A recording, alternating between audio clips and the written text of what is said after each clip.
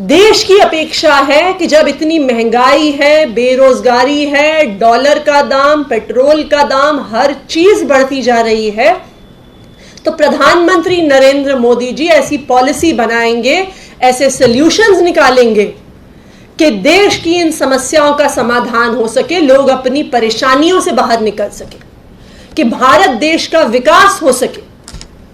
लेकिन आज देश के प्रधानमंत्री आदरणीय नरेंद्र मोदी जी क्या कर रहे हैं? उनका ध्यान क्या महंगाई पर है? उनका ध्यान का बेरोजगारी और शिक्षा और स्वास्थ्य की व्यवस्था पर है?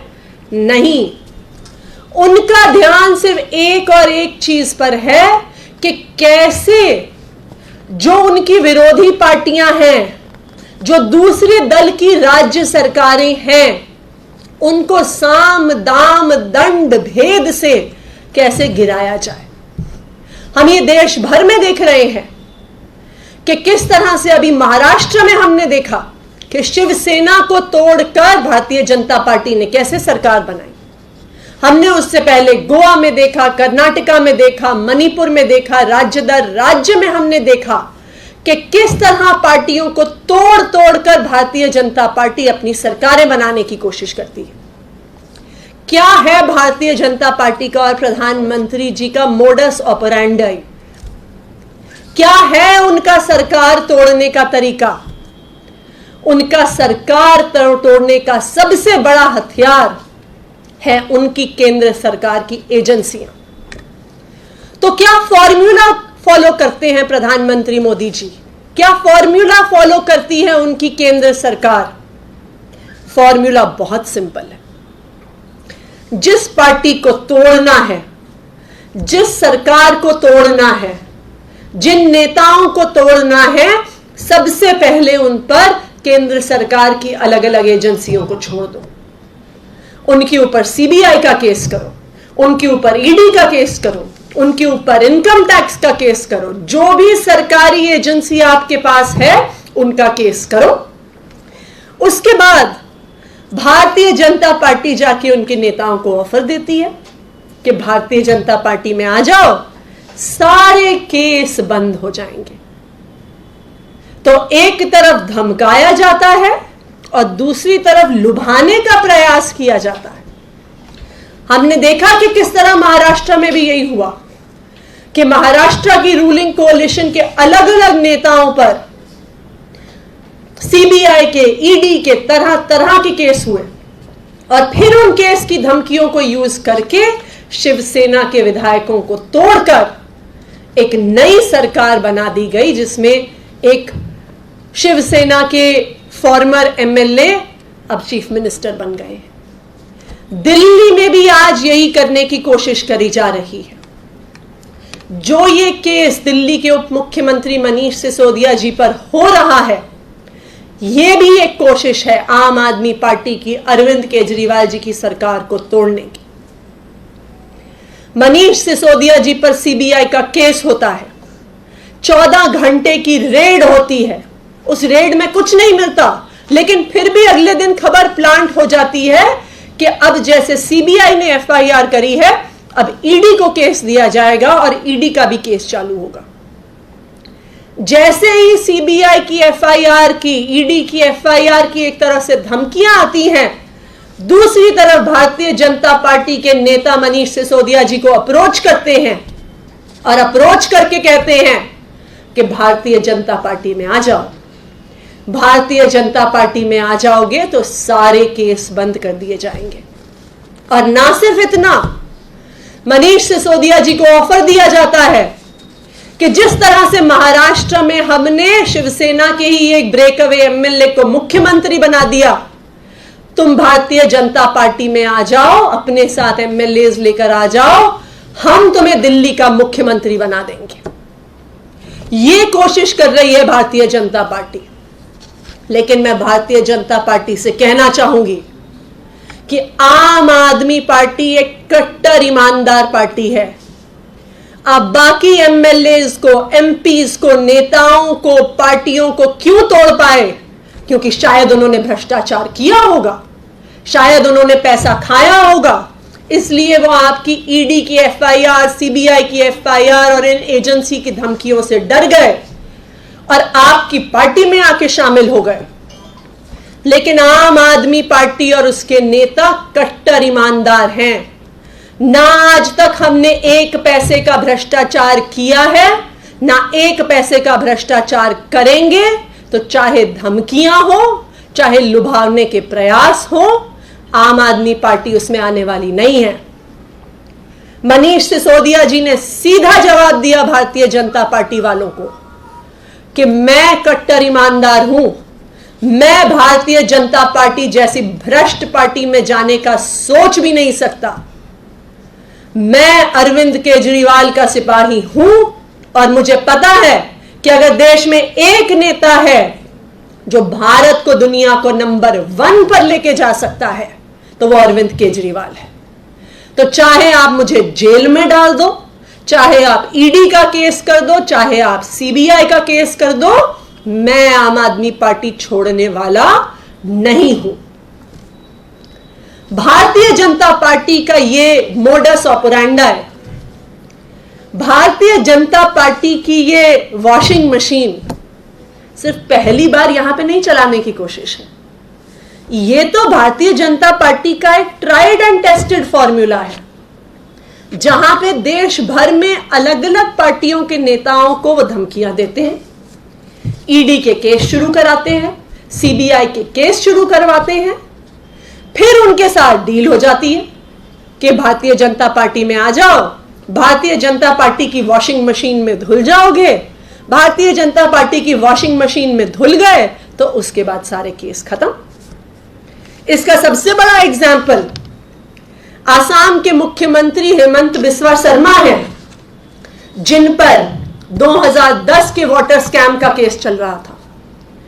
उन्होंने भारतीय जनता पार्टी को 2015 में ज्वाइन किया। आज भारतीय जनता पार्टी के आसाम के मुख्यमंत्री हैं। आज वाटर स्कैम का नामो निशान खत्म हो गया।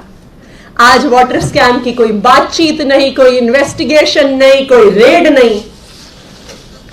बेल्लारी के रेड्डी ब्रदर्स, जिनका नाम पूरे देश की हेडलाइन में छाया रहता था, जिनके 2006 से 2011 के 16,500 करोड़ के स्कैम सामने आए, सीबीआई उनके पास तो कभी नहीं गई, क्योंकि वो भारतीय जनता पार्टी से शुरू से जुड़े हुए हैं। नारायण राणे, जिन पे 2016 में मनी लॉन्ड्रिंग के केस, लैंड स्कैम के केस, सीबीआई और ईडी ने उन पर केस किए। 2019 में उन्होंने भारतीय जनता पार्टी ज्वाइन कर ली। आज भारतीय जनता पार्टी से राज्यसभा के सदस्य हैं। भारतीय जनता पार्टी के वॉशिंग मशीन में साफ हो गए। सीबीआई और ईडी ने सवाल जवाब करना बंद कर दिया। सीबीआई और ईडी ने रेड करनी बंद कर दी। बीजे पांडा, जिन पर मनी लॉन्ड्रिंग के और violation of foreign exchange management act के केस हुए फरवरी 2019 में, जैसे ही केस हुए तुरंत उनके पास ऑफर आया भारतीय जनता पार्टी ज्वाइन करने का। 2019 में उन्होंने भारतीय जनता पार्टी ज्वाइन कर ली। भारतीय जनता पार्टी की वॉशिंग मशीन में साफ हो गए। सीबीआई और ईडी ने केस बंद कर दिए। सबसे फेमस शुवेंदु अधिकारी, जो भारतीय जनता पार्टी के अनुसार पश्चिम बंगाल में होने वाले भ्रष्टाचार की पराकाष्ठा थे। शारदा स्कैम के नाम पर तो भारतीय जनता पार्टी ने कई चुनाव लड़ डाले बंगाल में। 2020 में शुवेंदु अधिकारी जी को भी ऑफर जाता है कि आ जाइए, भारतीय जनता पार्टी के वॉशिंग मशीन में साफ हो जाइए। शुवेंदु अधिकारी, जो भ्रष्टाचार की पराकाष्ठा माने जाते थे भारतीय जनता पार्टी के अनुसार, ज्वाइन करते हैं भारतीय जनता पार्टी और आज भारतीय जनता पार्टी के लीडर ऑफ ऑपोजिशन हैं। ये लिस्ट चलती जा सकती है। हमारे पास ऐसी दर्जनों नेताओं की लिस्ट है जिन्होंने भारतीय जनता पार्टी ज्वाइन कर ली। अब कुछ भारतीय जनता पार्टी के खास ऐसे नेता हैं जो कह भी देते हैं। महाराष्ट्र के एक एमएलए कांग्रेस से आए भारतीय जनता पार्टी में, नारायण पाटिल, पब्लिक में आके कह देते हैं कि जी जब भारतीय जनता पार्टी में आ गया हूं तो चैन की नींद सो पाता हूं, क्योंकि अब मुझे पता है कि मेरे ऊपर कोई भी इंक्वायरी होने वाली नहीं है।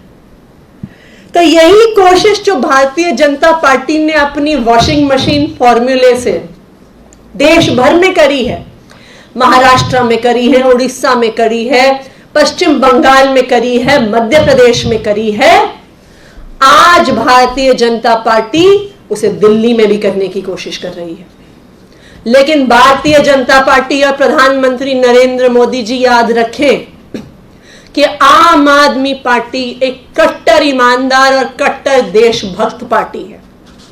आप हमें डरा लो, आप हमें धमका लो, आप हमें जेल भेज दो, हम आपकी धमकियों से डरने वाले नहीं हैं। हमें अपनी ईमानदारी पे भरोसा है। हम राजनीति में इस देश की सेवा के लिए आए हैं, ना तो हम आपकी धमकियों से डरने वाले हैं और ना ही आम आदमी पार्टी का कोई नेता आपके कितने भी लुभावने ऑफर हो, ना वो भारतीय जनता पार्टी में जाने वाले हैं।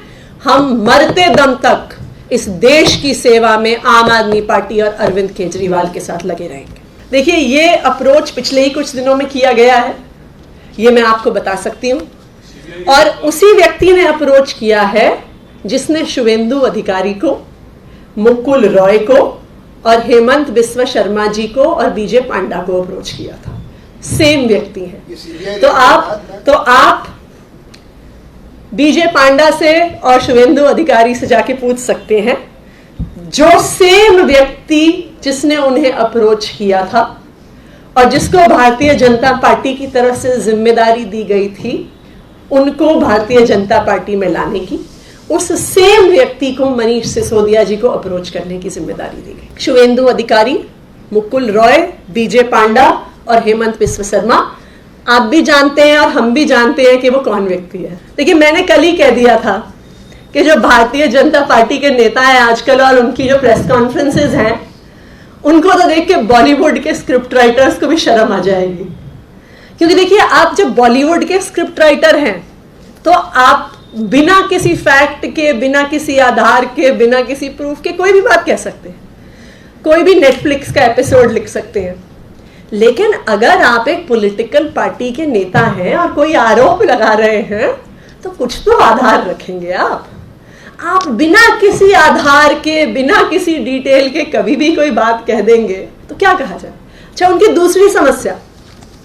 दूसरी समस्या ये है कि उनको पहले एक स्क्रिप्ट दी जाती है, वो 2-3 हफ्ते चलती है, फिर पता चलता है ओहो हो ये तो सारी स्क्रिप्ट गलत थी, इसमें तो कोई भ्रष्टाचार नहीं है, ये तो सब कुछ ड्यू प्रोसेस से हुआ है। तो फिर उन बेचारों को भी रोज रोज कोई नई स्क्रिप्ट निकालनी पड़ती है। तो ये कोई आखिरी स्क्रिप्ट नहीं है उनकी जो उन्होंने कभी चलाएंगे, वो नई स्क्रिप्ट। और पिछले 7 सालों से वो अलग अलग भ्रष्टाचार की कई स्क्रिप्ट लेके आए हैं। तो वो चाहे जिस चीज पे अपनी इन्वेस्टिगेशन कर लें, वो एक्साइज पॉलिसी पे कर लें, वो बसों पे कर लें, वो स्कूलों पे कर लें, वो दवाइयों पे कर लें, वो फ्लाईओवर पे कर लें, वो सड़कों पे कर लें, वो मोहल्ला क्लिनिक पे कर लें, वो आम आदमी पार्टी के हर डिपार्टमेंट की हर पॉलिसी पे इन्वेस्टिगेशन खोल लें, ये हमारा दावा है कि 1 पैसे का भ्रष्टाचार उनको नहीं मिलेगा। लेकर आ जाए रोज रोज भ्रष्टाचार की नई स्क्रिप्टें। आम आदमी पार्टी एक कट्टर ईमानदार पार्टी है, हमें अपने काम पे भरोसा है, हमें अपनी ईमानदारी पे भरोसा है। मैं कह रही हूं कि पिछले ही 2-3 दिनों में संपर्क किया गया। मैं आपको इसमें आपको एक तरीका सुझा सकती हूं कि किसके आरोप सही हैं और किसके आरोप गलत हैं, इसको कैसे जांचा जाए। आप दोनों पार्टियों का इतिहास उठा के देख लीजिए, आप आम आदमी पार्टी का इतिहास उठा के देख लीजिए, वो हम पर रोज नए स्क्रिप्ट से भ्रष्टाचार के आरोप लगा रहे हैं। पिछले 7 साल में आम आदमी पार्टी के नेताओं पर, एमएलए पर, मंत्रियों पर अब तक 150 केस हो चुके हैं। 150 केस। उसके अलावा केंद्र सरकार द्वारा गठित एक असंवैधानिक शुंगलू कमेटी 6 महीने तक दिल्ली सरकार की 500 फाइलें लेकर बैठी रही। क्या इनमें से किसी भी केस में उनको कोई भ्रष्टाचार मिला? क्या इनमें से किसी भी एक केस में वो कन्विक्शन कर पाए? नहीं कर पाए। तो इतिहास बता रहा है कि आम आदमी पार्टी पर भ्रष्टाचार के आरोप लगते हैं, लेकिन उसके बाद वो सारे केसेस कोर्ट में पहुंचकर जज फटकार लगाते हैं सीबीआई को, दिल्ली पुलिस को, कि भाई तुम्हारे पास सबूत नहीं था तो तुमने एफआईआर कैसे फाइल कर दी। दूसरी ओर मैंने आपको भारतीय जनता पार्टी की भी वॉशिंग मशीन की हिस्ट्री बता दी कि किस तरह से जिन नेताओं पर पहले सीबीआई के केस होते हैं, ईडी के केस होते हैं, इनकम टैक्स डिपार्टमेंट के केस होते हैं, फिर वो जादुई तौर से शामिल हो जाते हैं भारतीय जनता पार्टी में, फिर वो भारतीय जनता पार्टी की वॉशिंग मशीन में धुल जाते हैं और फिर सीबीआई केस भी बंद, ईडी केस भी बंद।